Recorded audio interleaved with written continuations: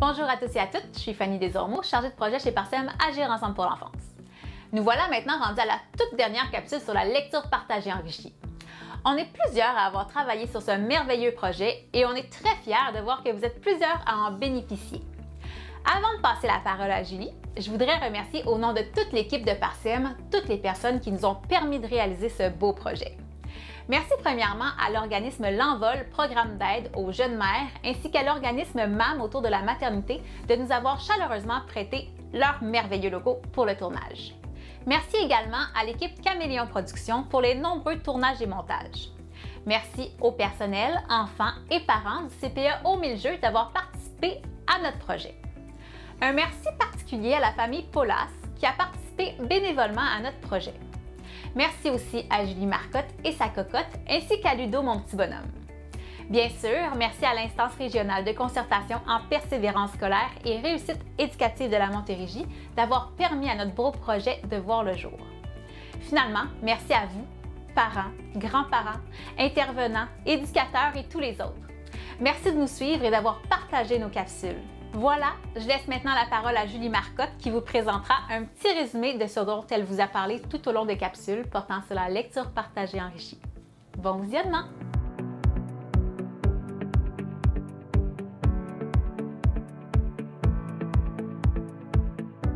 Nous voilà donc presque arrivés au terme de ces capsules portant sur la lecture partagée. Pour récapituler tout ça, et parce qu'il n'y a rien de mieux parfois qu'un bon support visuel pour se rappeler des idées clés, utilisons ici une image qui m'a été présentée par Pascal Lefebvre lors de ma propre formation en lecture partagée enrichie il y a quelques années et que je vous ramène ici dans une forme légèrement simplifiée. Utilisons donc l'image de l'arbre qui pousse. Ici, ce sera l'arbre de la littératie. On compare donc l'arbre à maturité à l'enfant capable d'utiliser efficacement la lecture et l'écriture. Pour que cet arbre pousse un jour, il va avoir besoin de soleil d'abord, qui représente ici le plaisir véritable et partagé de lire avec son enfant. Il aura aussi besoin d'eau, de nourriture, ce qui représente ici l'exposition à la fois fréquente et variée aux livres et à la lecture à voix haute. De cette façon, on permet aux graines de bien germer puisqu'on a réussi à semer chez notre enfant l'intérêt pour les livres. Par la lecture partagée enrichie, donc par une lecture qui implique des modèles fréquents et explicites de l'adulte, on s'assure ensuite de renforcer les racines de notre arbre. On parle ici des habiletés de conscience de l'écrit, de conscience phonologique, on se rappelle les syllabes, les rimes, les sons, et de conscience alphabétique, c'est-à-dire la reconnaissance des lettres et le fait de savoir que les lettres font aussi des sons. Par la lecture partagée enrichie, on permet aussi au tronc de notre arbre, le langage en tant que tel, de prendre du tonus, de s'élargir. On pense ici entre autres à enrichir le vocabulaire plus littéraire à partir des histoires, mais aussi la compréhension des inférences, de l'information implicite, celle qui se trouve entre les lignes. Une fois les racines bien fortes, l'apprentissage des correspondances lettres et sons pourra se réaliser plus facilement à l'école.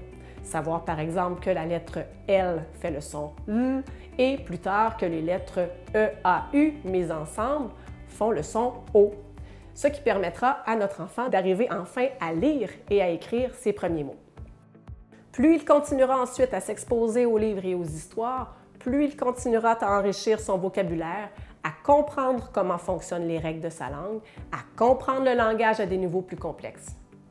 Notre enfant aura alors tout ce qu'il lui faut pour comprendre et produire des textes et donc pour être autonome et efficace dans ses apprentissages scolaires qui passent nécessairement par le langage écrit. Et justement, maintenant qu'on sait l'importance de commencer la lecture partagée le plus tôt possible avec notre enfant, on est à même de se demander quand est-ce qu'on arrête de faire ça, la lecture partagée avec son enfant? Le réflexe de plusieurs d'entre nous, c'est d'arrêter de faire la lecture à voix haute lorsque notre enfant arrive à lire seul. Mais en réalité, même si notre enfant commence à lire, il n'est pas encore en mesure, et ce pour plusieurs années encore, de lire des livres aussi complexes que ce qu'un adulte habitué à la lecture pourrait lui lire. À l'école, les premiers livres de lecture servent à permettre aux enfants de faciliter la lecture de mots et de phrases simples. Alors, autant que possible, je vous encourage à continuer en parallèle à faire de la lecture interactive avec votre enfant aussi longtemps que le plaisir sera au rendez-vous pour vous deux. De cette façon-là, vous continuerez à l'exposer à des idées, des textes et à un vocabulaire plus riche qui l'amèneront plus loin dans sa compréhension des histoires et qui le prépareront mieux, justement, à la compréhension et à la production de texte.